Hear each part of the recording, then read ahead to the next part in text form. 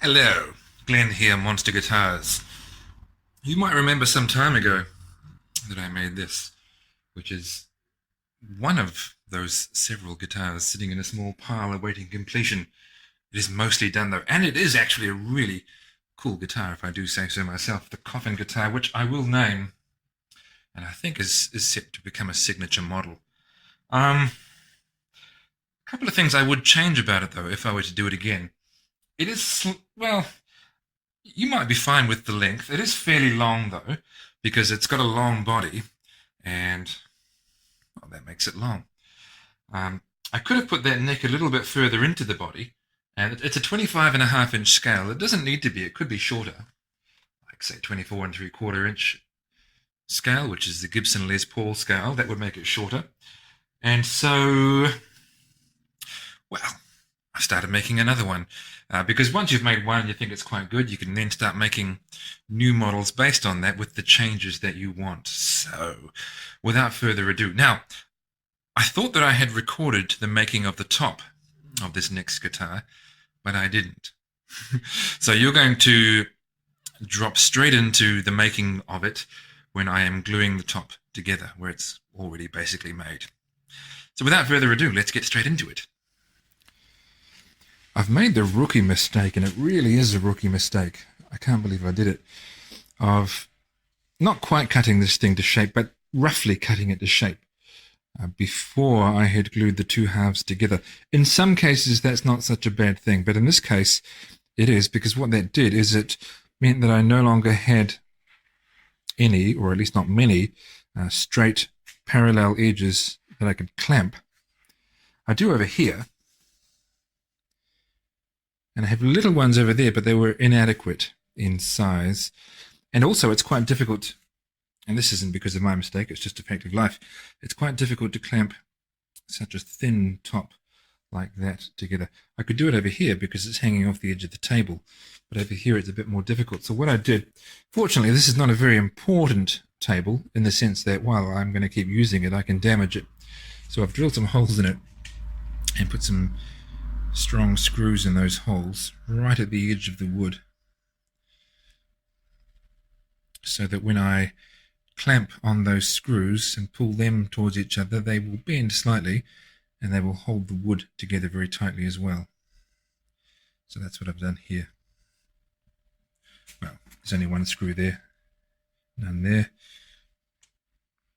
only one there, none there, but I've used them to give me an edge to clamp onto.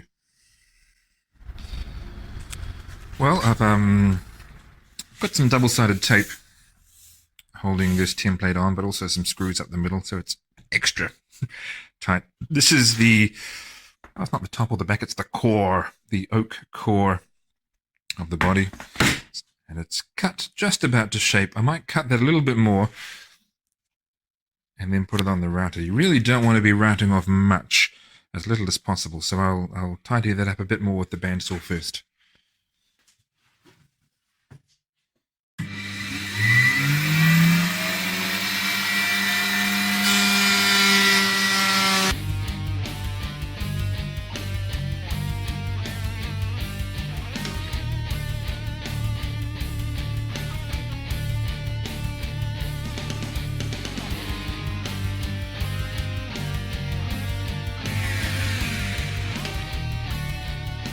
Alright, now I won't route the other pieces, because if you've got everything exactly the right size and shape, then you've got to do an absolutely perfect glue job, which is not that easy. So I've made the core exactly the right shape. I'm going to route some cable channels into the core. Then I will glue the back on. The back is slightly larger, so that I don't have to be all that precise. And then I'll use the core as a template and just route off the excess bits of the back, and we'll take it from there.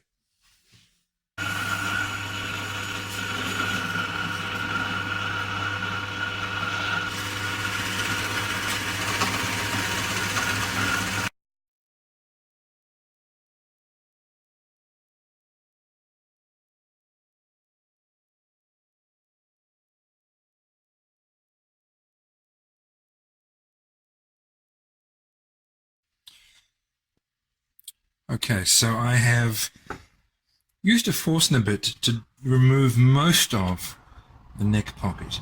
Um, if you do, I mean, you could do all that with a router when you come to route the whole thing out. You could just skip that step.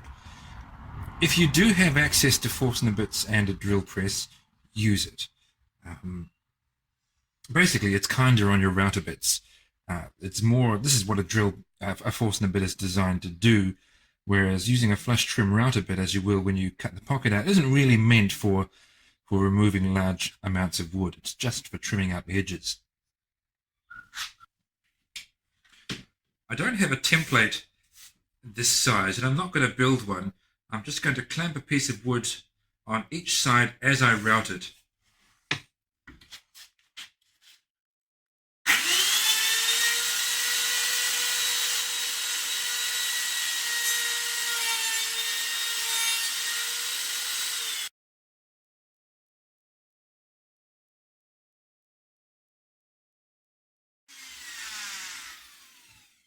And once I get to a certain depth, I'll stop. Once I've got a decent depth there, I'm not going to need the pieces of wood to use as a template anymore. I can just use the inside wall of the hole as a template.